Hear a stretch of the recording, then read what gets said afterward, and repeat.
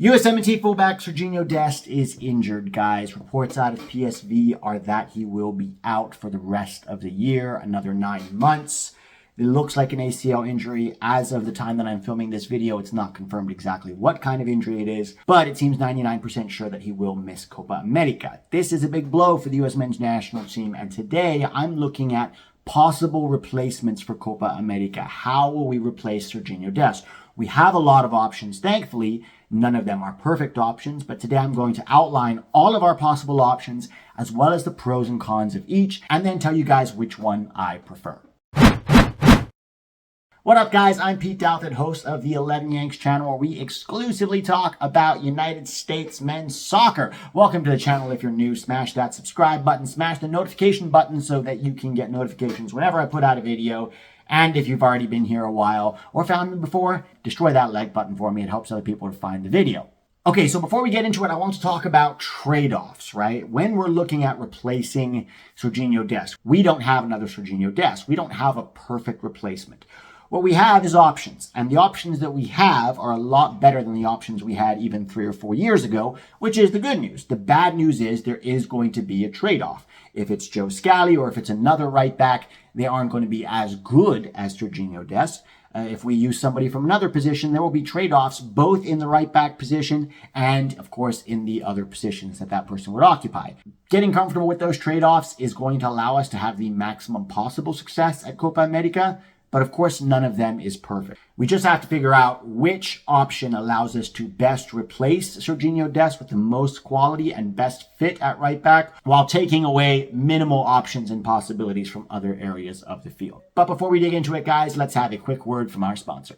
Underdog Fantasy Sports is back with a new and improved pick'em game across all sports that makes it easy to play fantasy sports with just a few clicks. Each sport allows you to build a parlay that includes between 2 and 5 predictions about the outcomes of player projections. As you would expect, the more picks you include, the greater the potential payout. Don't go crazy with it and play responsibly, but adding a few bucks here and there to a game gives it a little more excitement and stakes. Use my promo code 11YANKS or click the link in the description to start playing, and Underdog will match whatever you put in your account up to $100. Enjoy! Okay, so the first option is the obvious one. That is Joe Scally at right back, the Borussia Mönchengladbach right back. There are pros and cons to this. He has been Sergino Dest's backup for a while now, and I think a lot of people, including myself, are hesitant, for him to be the de facto starter right back now that Dest is injured. But these are the pros. As far as pure right back's experience, he's got more experience at that position than anybody else in our team. So in terms of being able to slot in there, that's a pro. He is probably better than any of the alternate pure right backs that we have, whether that's, Bryan Reynolds or maybe one of the MLS right backs like, Shaq Moore, DeAndre Yedlin, Brooks Lennon, Griffin Dorsey. Any of those guys that I see the MLS fanboys now coming out demanding to be on the roster, those guys simply do not have the quality, okay, to be U.S. men's national team players. And the sooner we get comfortable with that, the better. Now, there are cons with Joe Scally, and that is he hasn't been that reliable this season from Mönchengladbach. In fact, he's been benched. Played a little bit in a back three in the first half of the season. Still starts some games, but he has been benched. He's also not the quickest against elite wingers in the world, and that's just the truth. People might point to Alphonso Davies. People might point to the Canada game last summer against Alphonso Davies, where, essentially he shut him down. But I think a lot of people are forgetting that actually Brendan Aronson was in midfield and his primary job was to double up on Alphonso Davies with Joe Scally. And that was a big, big part of us being able to keep Alphonso Davies quiet. So it wasn't exactly all Joe Scally. He's been blown by many, many times this season, and he has been benched. The other one is that, he really isn't a meaningful attacking threat. Since we are operating within Gregg Berhalter's system, we do have to take that into consideration. He wants his fullbacks high up the field, combining, getting crosses off. Whatever you feel about that and whatever you feel about Gregg Berhalter's system, that is not Joe Scally's game. He is much more of a stay-at-home right back. Should Joe Scally be on the roster? Absolutely. And maybe he could even start a certain amount of games. Here's the problem. The games that I would be most comfortable with him starting, which is Panama and Bolivia, are also the games where we're going to have more of the ball, and that it doesn't really suit Joe Scally, right? With those games, you want a guy who can get forward to help, combine on the right, come into midfield, help to break down the low block that we will be inevitably facing. So the opponents that you think he could do a decent job defensively against are also the opponents where we need an attacking fullback, and that is another con in Joe Scally's bracket. Bryan Reynolds. This goes closely along to having Joe Scally. I don't think anyone here is asking for Bryan Reynolds to start, okay? But the question is, should he be on the roster as Joe Scally's backup if we go with Joe Scally as a starter? So the pros are a decent backup to Scally. He probably is our third best right back in the pool, and that he's still youngish and improving. Unfortunately, the cons are he was quite poor at last year's Gold Cup. And yes, that was a year ago, and he's been decent for Westerlo in the Belgian, league this season. But I don't think he's ready for Copa America, guys. I think he is, still developing, still growing. We don't know what his ceiling is yet. I don't think it's at all anything close to Sergino Dest's ceiling. But he's not ready for Copa America. The other thing is, if you bring him, more likely than not, you're not going to use him if something happens to Scally. We're going to use another right back, okay, or another midfielder or winger as a right back. So there's no point in having him on the roster. If you don't really think he can contribute on the field, there's no point in having him on the roster. He's just taking up a spot that, would be best served to another player of quality. The other thing is that he is our starting right back for the Olympics. So it's much better for him to go with the Olympic team, continue to get experience there, and use that platform to push for maybe a move this summer away from Westerlo. Use that platform to maybe even push Joe Scally to be in the roster, because 2026 is, should be Bryan Reynolds' aim to get into that roster. Now we're moving away from pure right backs, and we're looking at Tim Weah, the Juventus winger / wingback. The pros: he has played fullback in the past, right? For Lille, we've seen it. Even a little bit of wingback for Juve this season. And probably at the elite level, he's a better fullback than a winger, to be honest, or at least wingback. The cons are that we don't have a lot of wingers, right? After Pulisic and him, we look around at pure wingers in the pool, and it isn't looking great. So we would be removing a major attacking threat by playing Tim Weah at right back. That would be a big blow. And yes, you could argue you could move Pulisic to the right and play Hadji on the left. You could play Hadji on the right. You could also play Josh Sargent on the right. To be honest, you could play Musah or McKennie on the right as well. But Tim Weah has been quite effective for us over the course of his career. Whatever's been happening with his club, he's been effective for the U.S. playing on that right wing role. And I would be reluctant to move him to right back for this tournament, maybe in a pinch as a backup option, but for me, not as the first option. Tyler Adams. Well, he has played fullback in the past. He's done so for both Leipzig and for New York Red Bulls, and even a little bit for the U.S. men's national team when Gregg first took over, because, we had to accommodate Will Trapp and Jackson Ewell in midfield. So that is a pro of having him there. The other pro would be that he's got a ready-made replacement in midfield in Johnny Cardoso, right? The drop-off from Tyler to Cardoso is minimal, if it even exists at all, right? So moving him wouldn't affect the midfield all that much.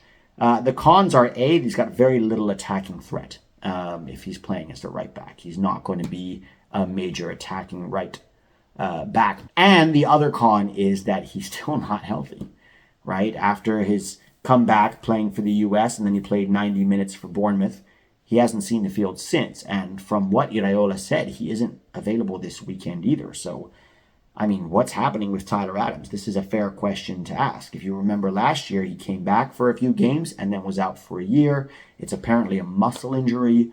It's a bit hush-hush. They're not really telling us what's going on there. So, is Tyler even going to be healthy for Copa America? That's a fair question.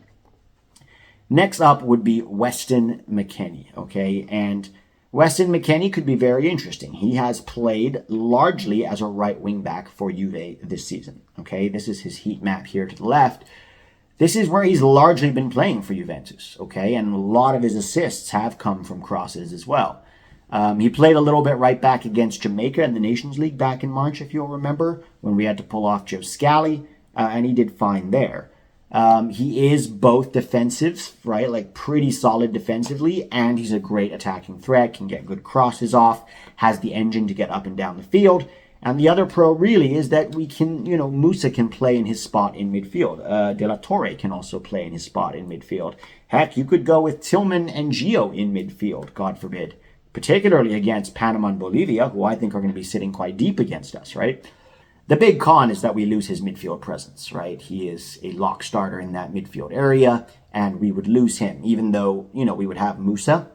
McKennie is a lot more goal dangerous and consistent than Musah, particularly in the final third. The next option would be Yunus Musah at right back, okay? He has experience playing right wing back a bit for Milan. It would also get him on the field. Those are the pros, right? Because if everybody is fit and healthy, our midfield is probably Adams, McKennie, Reina, with, Musah, Johnny, and Tillman as the backups, and De La Torre potentially somewhere in there as well. So he has experience playing right wing back, and this would actually allow him to get on the field to play for us. The cons are the hallmark of Yunus Musah's career has been a lack of end product. With his decision making, his shooting, assists, crosses, all of these things are question marks about Yunus Musah. The other con is that he may not be a lockdown right back going up against a guy like Darwin Nunez. He has some experience playing there, but we don't know if he is a lockdown defensive right back that we need, and that would be the question about Musah.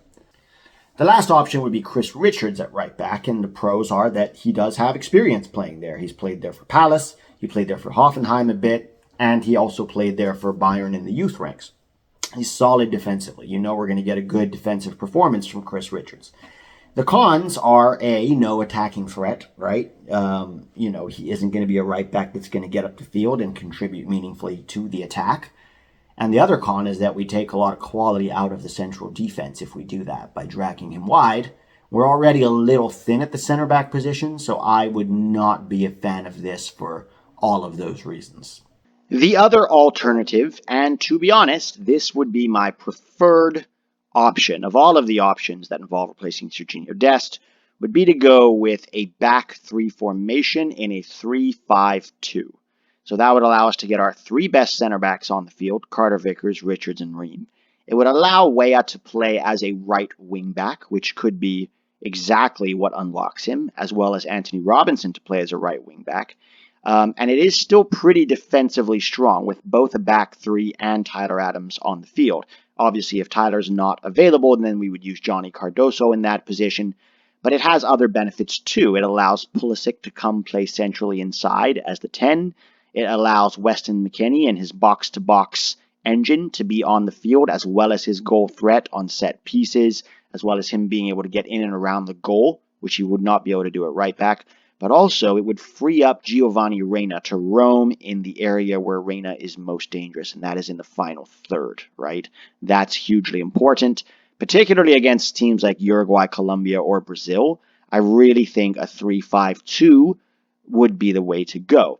Alternately, this could also look like a 3-4-2-1 with Adams and McKennie in midfield, okay, and then Pulisic and Reina together combining in dangerous areas right behind Fowler and Balogun. That would be probably better against teams that are going to sit back against us, okay? It allows Reina and Pulisic to find pockets of space between the midfield line and the back line, to slip in Balogun, to get into areas where they can be dangerous, score goals, assist, etc. And it is still pretty defensively solid considering the defensive personnel that would be available on the field. It's also flexible enough that we can rotate players in and out if necessary. If Luca De La Torre can play in one of these positions potentially, let's say, Weah gets injured or A-Rob gets injured, okay, you can now move McKennie out there and then slot Yunus Musah in midfield, or Musah can come on and play one of the wing-back roles. It gives us options. As far as the center backs, you could also have Joe Scally play as a third center back if you run out of options. So this does give us a ton of options, and I think it's kind of a shame that we haven't tried this already.